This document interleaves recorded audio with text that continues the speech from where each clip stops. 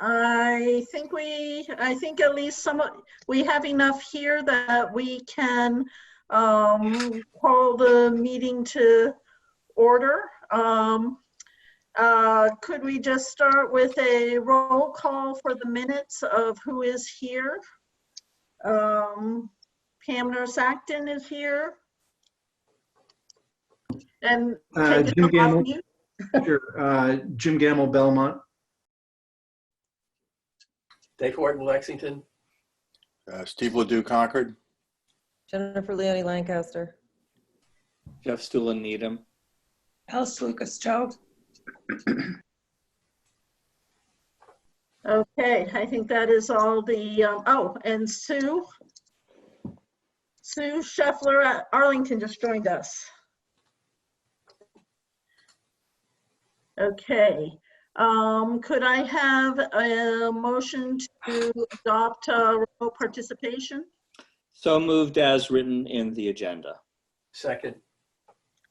Okay, Pam Nurse-Acton, yes. Sue Scheffler, Arlington, yes. Jim Gamble, Belmont, yes. Steve Ledoux, Concord, yes. Dave Horton, Lexington, yes. Jeff Stuland, Needham, yes. Alice Lucas, Choate, yes. Do we still have, oh, Jennifer. I said yes. Oh, okay. I believe that was everyone unanimous. So then our agenda item of the evening is finance report with 2 items. So Bob or Ed, who is going to lead us off, or Jim? I think it's Bob's. Okay, I'd be happy to. We have, would you like me to screen share and show my document? Is that possible? Yes, please. Okay, can you see it now? Yes. Okay, so this is a revenue plan that identifies several strategies as we go into fiscal year 21 with the uncertainty regarding state aid and what's going to happen with our future. It is almost identical to version 2.2, which we also sent you, except for the things that are highlighted in green and yellow. The green items are all related to one strategy. The yellow items are all related to another strategy. So I'd like to explain those, and then we can field any questions if you'd like. The green items are related to a strategy of using current year non-resident capital fee and putting that into the supplemental allocation to the stabilization fund. So you see that $615,000 in green. Now, originally the FinCom had discussed this, and I'm not certain if we went to the full school committee to discuss it, as a strategy to use those current year non-resident capital fees or make them have the ability for the school committee to use those in the upcoming year if you want to use them towards the fields or some other capital need that you would have. But more importantly now, while that which still applies and it could be considered, more importantly, by putting it there, it increases the total operating budget. And you'll notice that the member assessments at the bottom, 17,337,416 do not change. So the assessments do not change. The strategy is, though, that if the total operating and capital budget increases, then in planning for fiscal year 22, your E&D can be 5% of the total budget, and therefore your E&D can increase. And so in addition to planning for a difficult year next year, a lot of the recommendations that we've received from Department of Ed conferences and even from other sources is that you're going to want to plan not only for fiscal year 21, but also plan for the future in fiscal year 22. So this strategy helps us to be able to create more of a bucket in E&D for fiscal year 22. So that's why this strategy is very important and highlighted in green. The other recommendations that the Department of Ed has said is that we know it's very likely that Chapter 78 and Chapter 71 regional transportation is likely to be reduced as a result of the lost revenue that the state has experienced. And so they're recommending to use more of your E&D. So highlighted in yellow, you can see that as we've always done in the past, or pretty regularly as far as I know, you've used about 540,000 of your E&D towards the budget. What we're recommending here is that we increase that so that we can use that $225,000 to offset potential reductions in regional transportation or Chapter 78, which are highly likely. So again, these have been spoken about at conferences. Many of the districts are doing it. MASBO has mentioned it at their conferences. And so it's a recommendation that we're putting out there that we revise the estimated revenue plan to reflect these changes. I don't know if anybody has any questions or if anybody would like to add anything to that. Sure. Jim? Yeah, just want to add that the finance subcommittee voted in favor of going ahead with these recommendations. Jim, I think we talked about, or Dr. McQuillan said, it's like adding tools to our toolbox to deal with the fiscal year 21 budget and fiscal year 22. So if we could have a motion, then we could discuss it further. So moved. Oh, is there an actual vote I need to move on? Yeah. I'm sorry, I was on mute. I yell at people all day about that. We're looking for a motion to amend the FY21 budget as presented. Okay, so moved. Second. Second from Steve. Yeah. Okay. Discussion. Any questions?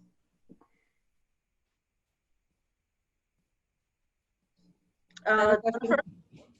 So is this, if we don't need all of this money that then might end up in E&D, depending on what happens, is this money still going to be available possibly for the fields, which was what the initial thought? Yes. Yes? Okay. Yes.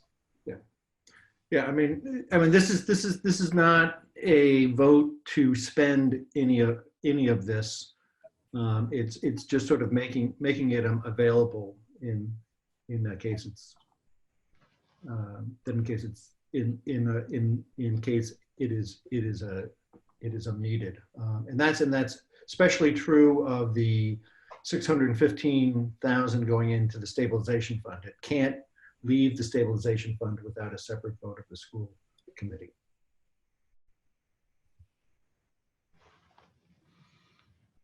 Okay, other questions?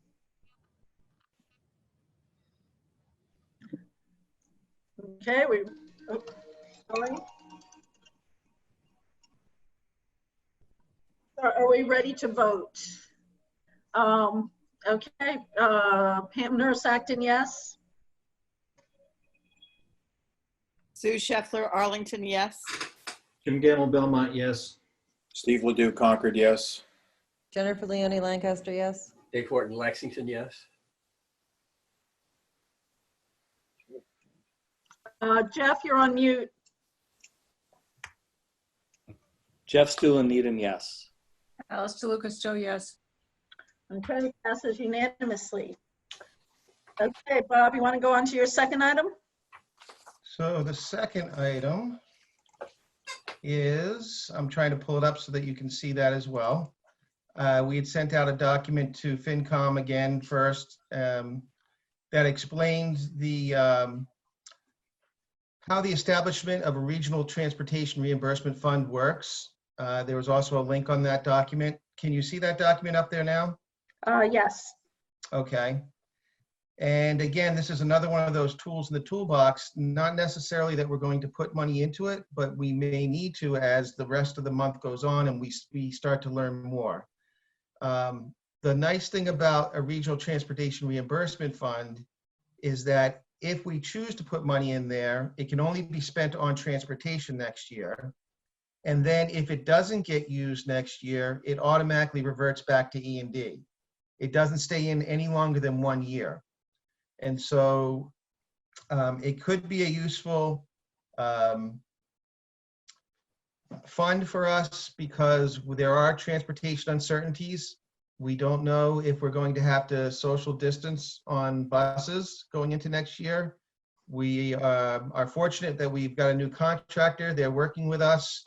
We've already met with them to plan for a traditional opening or to plan for some kind of alternative schedule. And we don't know if that's going to increase our transportation costs, but we're going to find that out. And as we do, this might be a useful fund for us to establish. So we're not asking you to put any money in it right now, but we are asking you to vote to establish a regional transportation reimbursement fund for the Minuteman Regional Vocational Technical School District. Okay, so I will vote to establish a regional transportation reimbursement fund for the Minuteman Regional Vocational Technical School District. Second. Okay, any discussion? Yeah,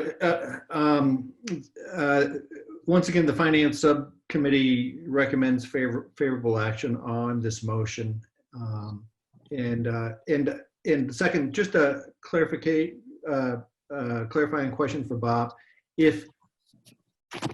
Can you put money into it at the end of June without a school committee vote?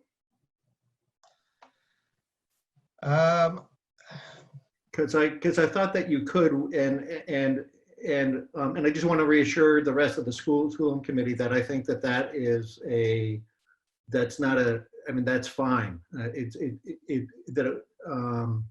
But I was just curious about what the answer is. But the bigger picture that we figured that we were convinced of it in the Finance Subcommittee is that if extra Chapter 71 reimbursement comes in between now and the end of June, it gives the district the flexibility to put it in a fund where it could be spent next year. And without this, it would have to basically sit and wait until E&D gets certified, and then it wouldn't be available until the following budget. So we thought of this as a, as a way of giving one more, a bit more flexibility to spend money if we were to receive it next year, if we need to do so. So Jim, the fourth bullet under summary of law does say with the approval of the regional school committee. Okay. So that answers that question. And, we have several, we've been planning on meeting a bit in June. So we would obviously bring it forward to the full school committee. Okay, great. Thank you. Thank you for pointing that out. Okay, any other questions or comments?